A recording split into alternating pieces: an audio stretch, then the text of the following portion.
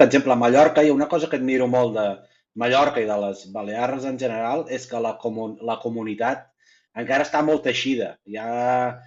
Es nota una mica que els resistents, que els aborígens encara tenen un sentiment de pertinença. Suposo que, com que també fa més anys que estan veient-se atacats i el bombardeig, per exemple, de forans va començar als anys 60, com dèiem abans, i ha sigut ininterromput, això ha creat un sentiment de resistència més fort.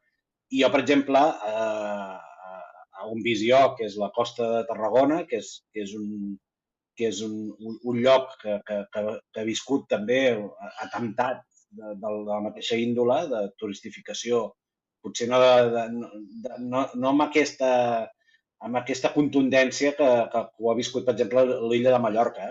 Però jo sí que aquí noto, per exemple, que si fas una mobilització té un pes molt, molt més lleu que el que pot tenir quan hi ha una comunitat més teixida.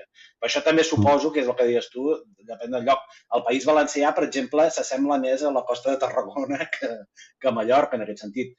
Menys algun lloc una mica en concret, amb això se'ns sembla més. Si anem una mica cap al nord de Catalunya, al nord del Principat, també trobem aquestes comunitats més teixides que han sabut suportar més i han aguantat més juntes. És a dir, això sí que és veritat que depèn una mica del lloc i que en cada punt del país o dels països s'hi ha d'aplicar una recepta concreta que la gent del lloc és la que ha de dir que és la que pot funcionar.